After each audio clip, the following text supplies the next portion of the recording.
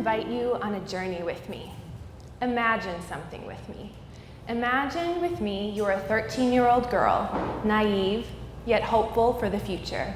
You've been raised in a supportive and loving family and church community, so you have no real reason not to trust your youth pastor.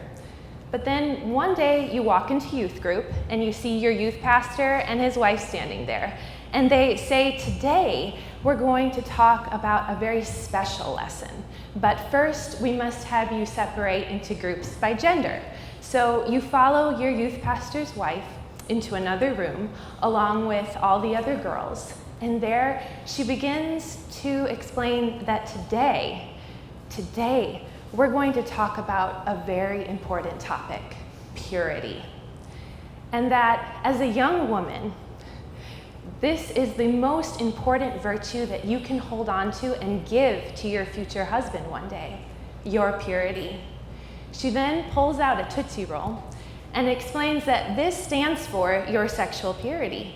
She proceeds to unwrap it and passes it around the room, inviting you to do whatever you would want with it. Touch it, hold it, rub it, throw it on the ground.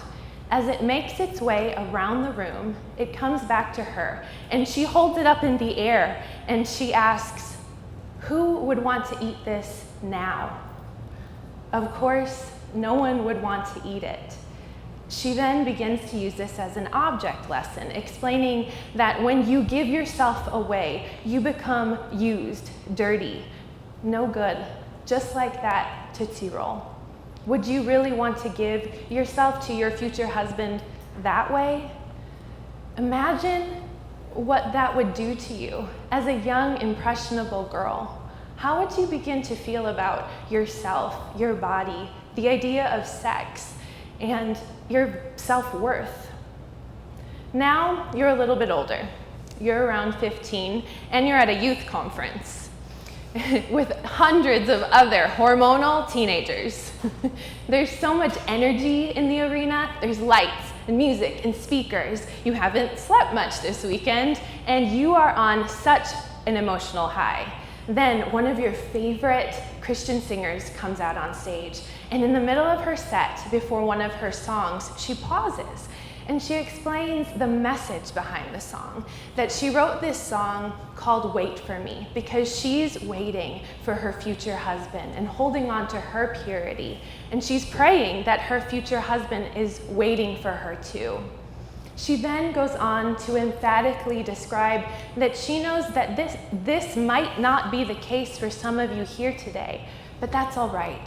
Because if you come down to the front right now, God can make you a recycled virgin. Yeah, and restore your lost virginity.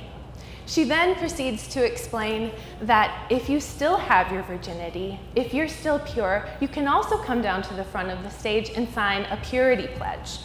You're so caught up in the moment, and you're on such an emotional high that you make your way down to the front of that stage and you sign that pledge, vowing before God and everyone there that you would stay pure until marriage.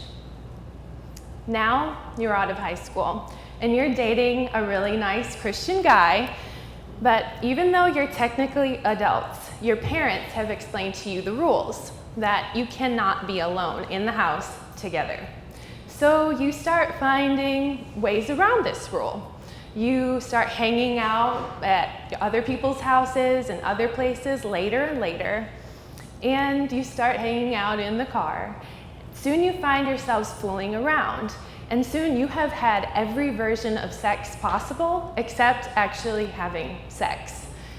And then you wake up every Sunday morning and you lead worship together.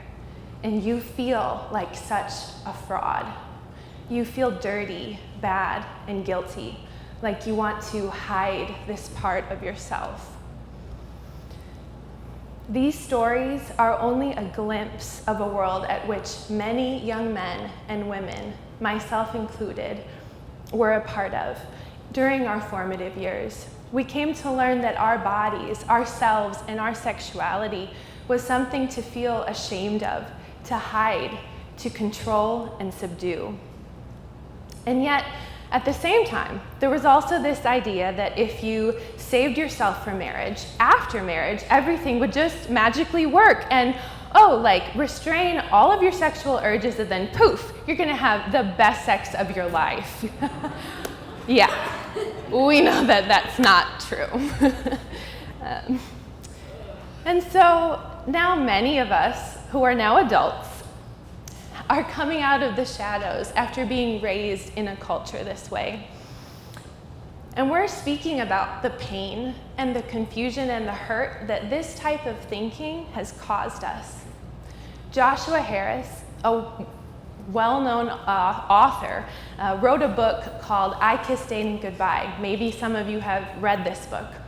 And this book really influenced my generation and our way of thinking about relationships, purity culture, and dating. But he has actually come forward and written an open apology letter to anyone who his book may have hurt. In it, he states, "There are other weaknesses in the book too. In an effort to set a high standard, my book emphasized practices like not dating, not kissing before marriage, and concepts like giving your heart away that are not even in the Bible. In trying to warn people of the potential pitfalls of dating, it instilled fear in some, fear of making mistakes, fear of having their hearts broken. The book also gave some the impression that following a certain methodology of relationships would deliver a happily ever after ending, a great marriage, a great sex life, even though that is not promised by Scripture.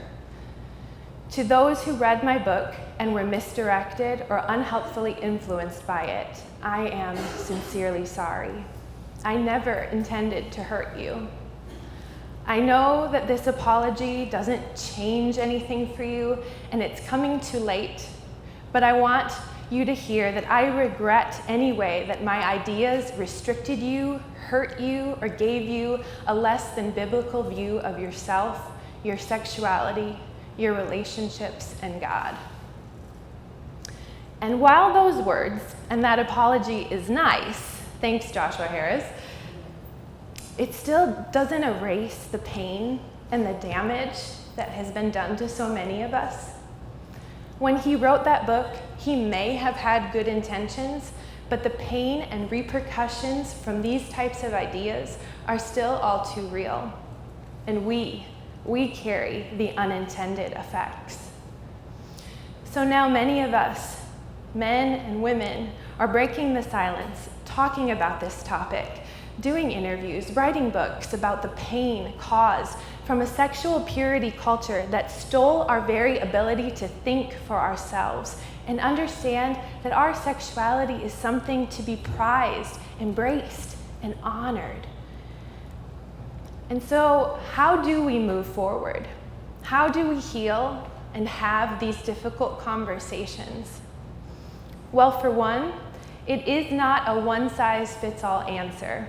Just as each person is unique, and in my opinion and belief, created in the image of God, so too is our sexuality. And that is something to be explored, embraced, and revered. But first, we must untangle the many damaging messages and beliefs that we have learned. A book that has been instrumental in my own journey is called Shameless by Nadia Bolz-Weber. In it, she writes, "For many of us, sex is also rife with fear and shame. Fear of rejection, fear of loneliness, fear that we will never have a lover, fear of exposing such a hurtable part of ourselves after being assaulted, fear of being free and uninhibited. And then there's fear's sneaky brother, shame. Shame that we were sexually active too young. Shame that we were virgins until we were 30. Shame that we are in a sexless marriage. Shame that we don't really want to have sex with the kind of people that religion tells us we are supposed to want to have sex with. Shame that sex doesn't really interest us at all. Or shame that we kind of want sex all the time. We have to allow this topic, which has stayed in the dark, to come into the light. We must begin to talk about what was or wasn't shared with us. A different kind of sexual ethic is needed. Not the one that society teaches us that commodifies sex, or the one that many religious institutions teach us to feel ashamed about sex, but somewhere in the middle. What I know to be true for myself and in the lives of those around me is that health is not found in extremes, but in balance, in the in-between, in the middle, in the gray. Nadia later goes on and describes a different kind of sexual ethic, and I think she gets it pretty much right. She says, "Whatever sexual flourishing is for you, that is what I would love to see happen in your life. Let us seek to be stewards of our bodies, to live in the joy of our createdness, honest about our shortcomings, soaking up the grace of God's reign. Let us find beauty and pleasure in our individual human bodies, trusting each other to use our gifts of sexuality according to our dynamis, or our strength and capacity. Let us treat ourselves and others, no matter what our talents, as if we are all holy, because we are." So this now is our invitation. An invitation to have these difficult yet important conversations, first with ourselves and then with those around us, as a way to explore what does healthy sexuality free from shame look like? How do we talk about sexuality without setting an unrealistic expectation, but instead creating a safe place to explore what it can look like? And that might be different for each of us. But we cannot arrive there by tiptoeing around this topic. So let's be humble, let's be courageous and honest, and let's begin the conversation. Thank you.